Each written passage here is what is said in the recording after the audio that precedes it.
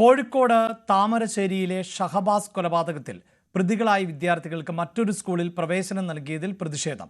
Puthuppadi MGM higher secondary സ്കൂളിലേക്ക് MSFും KSUവും പ്രതിഷേധ March നടത്തി. കുറ്റവാളികളെ പഠിപ്പിക്കാൻ അനുവദിക്കില്ലെന്ന നിലപാടിൽ ആണ് രക്ഷിതാക്കളും. MS അനീഷ് കുമാർ ചേരുന്നുണ്ട്. അനീഷ്, ഏറെ ചർച്ച ചെയ്യപ്പെട്ട ഒന്നായിരുന്നു. പ്രതികളായിട്ടുള്ളവരും വിദ്യാർത്ഥികൾ തന്നെ എന്നതാണ് ഈ കേസിന്റെ പ്രത്യേകത. വിദ്യാർത്ഥികൾ എന്ന നിലയിൽ തുടർ വിദ്യാഭ്യാസത്തിന് നേരത്തെ പരീക്ഷ എഴുതുന്നതിനൊക്കെ കോടതിയുടെ അനുമതി ഉണ്ടായിരുന്നു.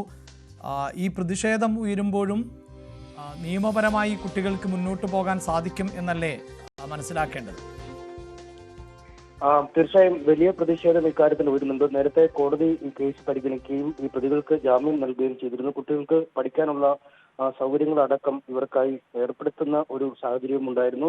എന്തായാലും ഇതിന്റെ അടിസ്ഥാനത്തിലാണ് പിന്നീട് ഈ സ്കൂളുകളിൽ അഡ്മിഷൻ തേടുകയും അവർ പഠിക്കാനായി പോവുകയും ചെയ്തു. ഇതേ തുടർന്ന് വലിയ പ്രതിഷേധം കഴിഞ്ഞ ദിവസങ്ങളിലായി ഉണ്ടാവുന്നു. കോഴിക്കോട് നഗരത്തിലെ സെന്റ് ജോസഫ് സ്കൂളിൽ ഒരു കുട്ടി അഡ്മിഷൻ നേടുകയും അവിടെ വലിയ പ്രതിഷേധങ്ങൾ ഉണ്ടാവുകയും ചെയ്തു. ഇതിന് പിന്നാലെയാണ് ഇപ്പോൾ പുതുപ്പാടിയിലെ MGM ഹയർ സെക്കൻഡറി സ്കൂളിൽ 2 കുട്ടികൾ അഡ്മിഷൻ എടുത്തിരിക്കുന്നത്. ഈ അഡ്മിഷൻ എടുത്ത കുട്ടികൾ ഇവിടെ പ്രവേശനം നേടുകയും ചെയ്തു.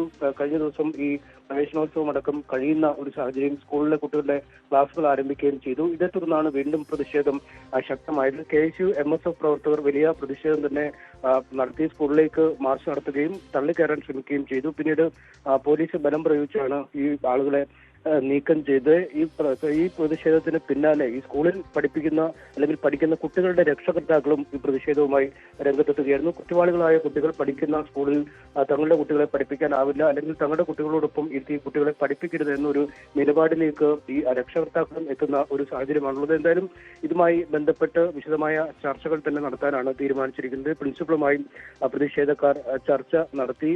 അതിന്റെ ഒരു തീരുമാനത്തിലേക്ക് സ്വന്തം നിലയിലെത്താൻ കഴിയില്ല എന്നൊരു നിലപാട് പ്രിൻസിപ്പൽ സ്വീകരിച്ചിട്ടുണ്ട്. എന്തായാലും സംബന്ധിച്ച് വിശദമായ ചർച്ചകൾ നടത്തി കുട്ടികളുടെ കാര്യത്തിൽ എന്ത് ചെയ്യണമെന്ന ഒരു നടപടി സ്വീകരിക്കണമെന്ന കാര്യത്തിൽ ഒരു തീരുമാനമുണ്ടാകും. എന്തായാലും മികച്ച വിജയം നേടിയാണ് ഈ പ്രതികളായ മിക്ക വിദ്യാർത്ഥികളും 10ാം ക്ലാസ് പരീക്ഷ പാസ്സാവുകയും ചെയ്ത് അവർക്ക് അഡ്മിഷൻ ലഭിക്കുന്നതിനും വലിയ തടസ്സങ്ങൾ ഉണ്ടായിട്ടില്ല. ഇനി നിയമപരമായ കാര്യങ്ങളാണ് ഇക്കാര്യത്തിൽ പരിശോധിക്കേണ്ടത്. കോടതി ഇവരുടെ വിദ്യാഭ്യാസം തുടരാം എന്ന് പറഞ്ഞിരിക്കുന്ന ഒരു സാഹചര്യമുണ്ട്. അതുകൊണ്ട് ഒരു സാങ്കേതിക പ്രതിസന്ധിയാണ് നിലനിൽക്കുന്നത്. ഒരു വശത്ത് രക്ഷകർത്താക്കളും വിദ്യാർത്ഥി സംഘടനകളും പ്രതിഷേധവുമായി വരുന്നു, മറുവശത്ത് കുട്ടികളുടെ വിദ്യാഭ്യാസം നടത്തണമെന്ന ആവശ്യം നിലനിൽക്കുന്നു. ഈ ഒരു ഉചിതമായ ഒരു പോംവഴി എടുക്കാനുള്ള ഒരു ആലോചനകൾ ആരംഭിച്ചിട്ടുമുണ്ട്. അഭിലാഷ്, അങ്ങേറ്റം ദാരുണമായ മരണമായിരുന്നു ഷഹബാസിൻ്റേത്. പ്രതികൾ കുട്ടികളാണ്. പക്ഷേ കുട്ടികൾ എന്ന നിലയിലുള്ള ആനുകൂല്യം അവർക്ക് നൽകേണ്ടതുണ്ട്. കോടതി അതുകൂടി കണക്കിലെടുത്തുകൊണ്ടായിരുന്നു പരീക്ഷ എഴുതുവാനും മറ്റുമൊക്കെ അവസരം നൽകിയത്. മികച്ച മാർക്കുള്ളത് കൊണ്ട് തന്നെ തുടർ പഠനത്തിനു കൂടി അവർ ശ്രമം നടത്തി. അതിൻ്റെ അടിസ്ഥാനത്തിലാണ് ഇപ്പോൾ പ്രവേശനം ലഭിച്ചത്. പക്ഷേ